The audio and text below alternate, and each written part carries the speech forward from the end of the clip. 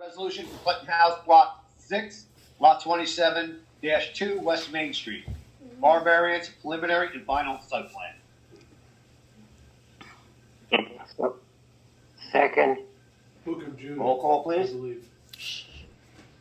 Mr. Beato? Yes. Mr. Smith? Yes. Mr. Lupton? Yes. Ms. Healy? yes, Mr. Snyder? yes, Chairman Saylor? Yes. Kara Kaczynski of McNally, Yarrows, Kaczynski, and Lime, here again this evening representing the applicant, Julio International LLC. Before we start, we have a continuation of our presentation this evening. As the chairman indicated, I just thought I would give you a quick overview for anyone that may not have been here at the last meeting. This application is for use variance, preliminary and final site plan approval, and some ancillary variances to approve a 109,000 square foot storage facility for the Puleo family business. And this is as opposed to the prior two 50,000 square foot office buildings that was previously approved by this board for the current owner of the property. There are 150 parking spaces associated with this proposed use, required and provided by the applicant. And again, that's as opposed to approximately 500 parking spaces that was associated with the prior approval. At the last meeting, you heard testimony from Mr. Christopher Puleo.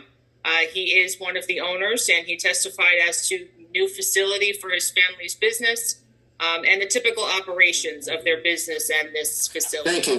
Good evening, everyone. And if we could put that on the screen as well. Yeah, I'd like to share the screen, please.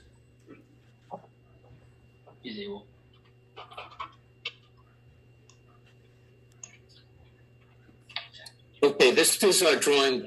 The drawing number, we labeled it as A-1.1. It's an exhibit we prepared only to show the height. We did lower this building in height to meet the maximum 40 feet requirement for height. And just to give you a summary of how we calculated this, at the top of our sheet is on the top of the building is at the rear of the property. If you recall, I spoke about heating units for the warehouse. The warehouse will only have space heating units and no air conditioning. Those units, you can see they take up a relatively small of the roof of this building. As we go toward the office, I'm showing 3 heating and air conditioning units for this building. These units are basically a box. It's a metal enclosed rectangular box with a louver on one side. They're usually painted in a beige or gray color, so there's no smokestacks or pipes coming out of these things. They're a very simple box on the roof. So I wanted to give you some perspective on that.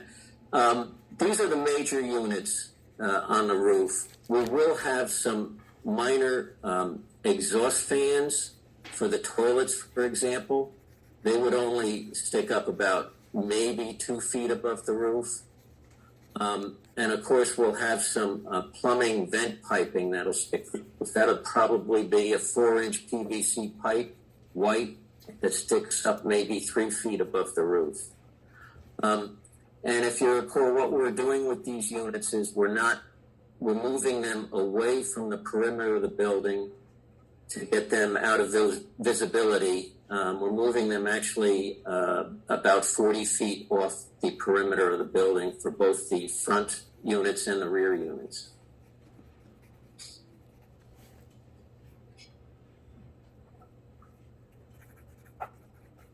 Okay, great. So Exhibits to show kind of a cross-section view in 2 different scenarios. One looking from the rear, the northern side of the site looking south, and one looking from Route 31 into the site. So as I mentioned, and this still requires some tweaking, and we certainly agree with the board's engineer that any areas that are classified ultimately as a dam, which would be over a 4-foot high rise above grade within the basin could not be planted. So, we're going to have to probably massage the basin a little bit more. But the general idea of this exhibit was to show you after the last meeting of how we could kind of pull the basin back from the perimeter of the property, which was a lot closer to what the prior approved plans for the site could do, and move it up against the retaining wall, and thereby save some of the existing trees along the perimeter of the property. Through this, we're able to save a lot of the mature trees that were more along the property line. And by pulling back, looking through that double evergreen row, some additional shrubs to the structure, you can see the basin, here dropping the grade where we have the retaining wall going up to the loading dock area. But principally, the idea here with the ordinance is that we have to cover the lower portions of the building. Go and provide your testimony to the board. I just want to talk about something. You said that you were involved in the prior application regarding this specific property, correct? Correct. So you're very familiar with the traffic patterns at that time? The traffic patterns, the counts, the studies that were undertaken, we consulted with the board's expert at the time, and I also obtained the New Jersey Department of Transportation highway access permit issued for the site that was ultimately constructed by the owner at that time. And you would be able to give the board the benefit of your experience with regard to what was previously approved and the impacts versus what's presently approved and the impacts, correct? That's correct, yes. Okay. I'll stop. And not by way of evidence in this hearing, but just by way of background, I submitted a traffic study on September 12th, 2001 that summarized testimony the prior week regarding the office application by the then applicant. And it's important to contrast that approval and the anticipated traffic activity with what is proposed by this application. And from a traffic engineering perspective, I think most communities would agree that unquestionably less traffic is always better. And that's an important contrast only because, and I feel compelled to share a few numbers. So if I go too fast, please let me know.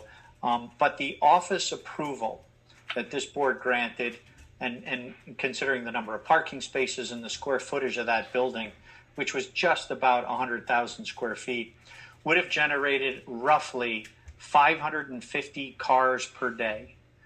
And that's 1,100 trips. So that's 550 people coming in throughout the course of the day, and that includes deliveries and visitors, things of that nature, and then 550 leaving. By contrast, and if that information is developed by studying other office buildings, that is occupied by multiple tenants, generates roughly 1,100 trips per day. By contrast, and using those same indices applied to a warehouse, that use would generate 206 trips per day, or 103 cars and trucks. And as we look at that, that is an 81% reduction in traffic. And I understand there are other concerns at the community in terms of demand, but by and large, it will be a very passive use and would generate even less traffic than the numbers I just shared with you. But I wanted to give you a sort of apples to apples comparison in using the indices that traffic engineers would use. On a peak hour basis, and as we start to take a 24-hour number and then shrink that down into something that's a little bit perhaps more manageable or easier to understand, traffic engineers has constraint coincident with our traditional rush hours or commuter peak hours on the road. And much like the office development, we evaluated morning peak hour traffic and evening peak hour traffic. And again, just by way of comparison, the office use would have generated about 150 movements in 1 hour, both in the morning as employees arrive and then in the afternoon as employees depart. Now that's 1 hour, but that's the peak hour. Some people leave at 3, 4, 5, and 6, etc. By contrast, the proposed warehouse would generate about 40 total trips, principally associated with employees arriving and departing, and then the occasional truck. As we've heard from the testimony, the trucks associated with the operation are fairly light. As I recall from the testimony, it was roughly 3 trucks per week on an inbound basis or a receiving basis, and then 2 to 3 per day during the peak times for outbound. Exact same reasons to which I just testified. NJDOT has confirmed that access permit will continue to remain valid in effect for the change in use to the proposed warehouse.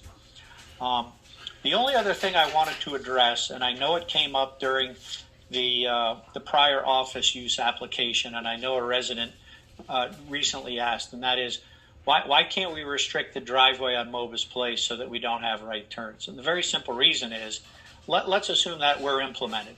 What a driver would do in order to get back to, say, Route 31 South or Route 78 is they would exit onto the highway, they would travel down the road 500 feet, and then turn right on Mobus where there is no restriction. So nothing has been accomplished by putting that restriction in place.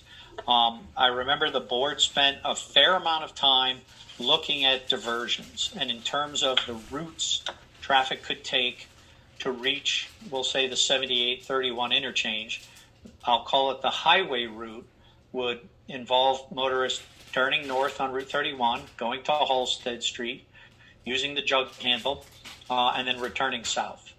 The alternate route is, there's no question, that traffic would go onto River Bend and out to Gray Rock Road, up and over Route 31 to Center Street, and then would have access to the interchange. Through the prior work that our office completed, as well as the board's professional, the diversion through that neighborhood was estimated to be about 60%. And if we apply that to the exiting volume of traffic from this site during the evening peak hour, that's 30 trips. So if we take 60% of 30 trips, that's 18 cars over the course of an hour, which is about 1 car every 3 minutes. And I won't ask you to do it, but if I were to sit here in silence for 3 minutes, it would seem like an eternity. 4 or 5 times multiplier of that traffic associated with the office approval. That is such a de minimis impact on the neighborhood that I would find it hard to believe that anyone could discern the difference from what occurs today.